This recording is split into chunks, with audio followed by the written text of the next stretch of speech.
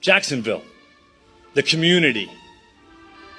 Duval. So I think the world knows that the Jacksonville Jaguars hired Liam Coen to be their next head coach after a viral moment that came in his introductory press conference. The moment was so bad that even the media had to cringe at it. But Coen's been around the league for a long time and everybody seems to love him. And so far over the early parts of this offseason, the Jags have brought in guys who I think really can unlock Trevor Lawrence, because the last few years have been such a struggle for this offense, and it feels like they have just not been able to unlock their potential. Let's break this down, because this isn't just another coaching carousel. This is a full-scale offensive and defensive revolution designed to turn Trevor Lawrence into the superstar we all thought he'd be when he was drafted first overall. But before I get into everything, I would really appreciate it if you would drop a like and subscribe. It only takes 5 seconds, plus you can always change your mind. We are on the road to 50,000 subscribers, and with your support, I believe that we can get there super fast.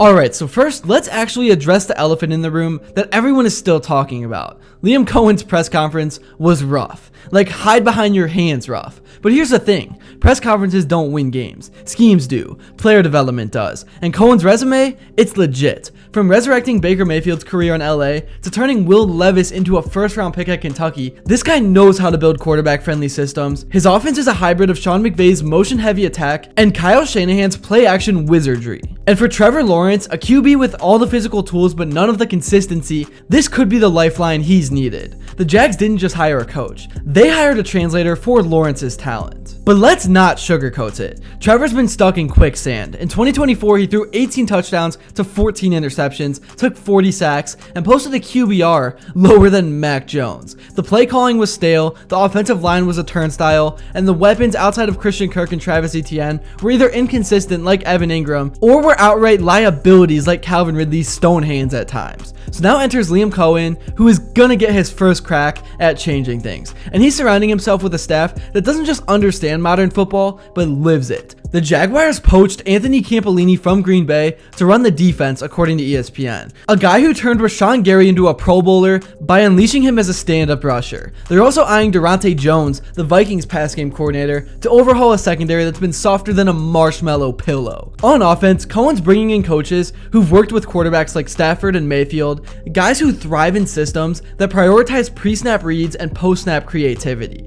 And let's talk about another elephant in the room, or rather, the offensive line that's been trampling Trevor's potential. Center Luke Fortner gave up 37 pressures last year, the worst in the NFL. Left tackle Cam Robinson, he's a walking false start. Right guard Brandon Scherff, still solid, but aging like milk. So to address this, Coen and GM candidate Ian Cunningham aren't messing around. They're targeting Trey Smith, the Chiefs' mauling guard in free agency, a 6'6", 330-pound bulldozer who'd instantly stabilize the interior. And in the draft, keep an eye on Jonah Sanbenea, the Arizona guard who plays like he's got a vendetta against grass. At 6'5" and 330 pounds, he's a day 2 steal who could pair with Scherff to give Trevor the cleanest pockets he's seen since Clemson. Oh, and don't sleep on Kelvin Banks Jr., the Lombardi Award-winning tackle. If the Jags land him, suddenly, Lawrence's blind side isn't just protected, it's fortified, at least on paper, for now. But here's where it gets spicy. The weapons. The Jaguars are reportedly obsessed with Tyler Warren,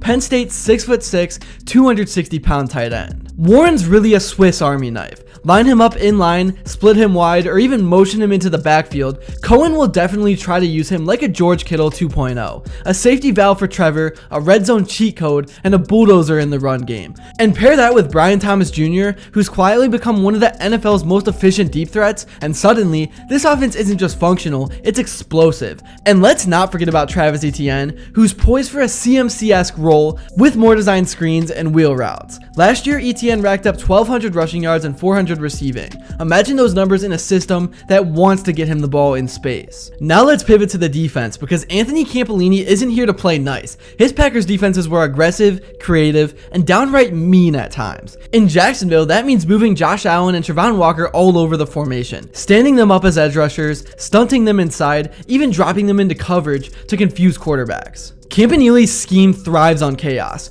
and with Foyesade Oluokun patrolling the middle with 156 tackles in 2024, this unit could go from meh to menacing overnight. But the real secret weapon, Durante Jones. pounds. The Vikings defensive backs coach turned pass game coordinator is a guru at teaching corners to play with anticipation, not reaction. For Tyson Campbell, a guy with all pro tools but JV tape, Jones could be the mentor he's needed. Campbell's got the size at 6'1", 200 pounds and speed with a 4.3 40-yard dash to shut down wide receiver ones. He just needs someone to unlock his confidence. And then let's not forget the draft either. The Jags are eyeing LT Overton, the 6'5", 283-pound defensive lineman who can play every technique from nose tackle to stand-up rusher.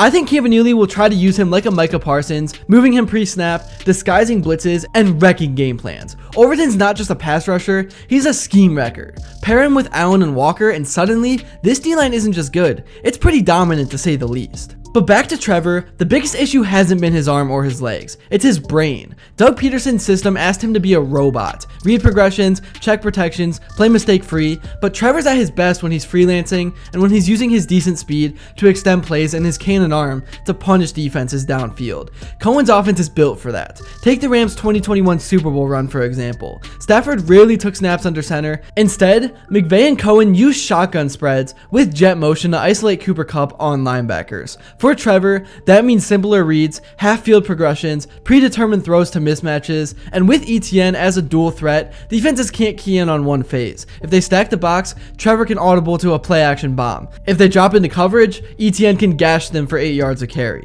So the real unlock here is play action. In 2024, Trevor had a 112.3 passer rating off play action, but the Jags only used it on 18% of dropbacks, which was 30th in the NFL. Cohen's Rams, 32%. More bootlegs, more rollouts, more easy throws to build rhythm, and when Trevor's in a rhythm, he's a lower version of Patrick Mahomes with a southern drawl, as crazy as it is to say. Remember that 2022 playoff run? The glimpses of brilliance? That's the Trevor we should be getting back. A guy who can drop dimes on the run, who can thread needles between linebackers, who can win when the play breaks down. Anyways, in terms of the division that the Jags are in, the AFC South, CJ Stroud's Texans are rising, the Titans are scrappy but have a long way to go, and Anthony Richardson's Colts are a hyper-athletic wild card. But Vegas already lists the Jags as a sleeper contender at plus 1800. Why? Because Cohen's system works fast. Baker Mayfield went from a waiver wire guy to 12 TDs in 5 games under Cohen. Will Levis went from a raw prospect to a first-round pick. Trevor Lawrence, he's about to go from what if to what's next. But none of this matters if the Jags don't nail the draft. They've got 10 picks, including a potential day 2 steal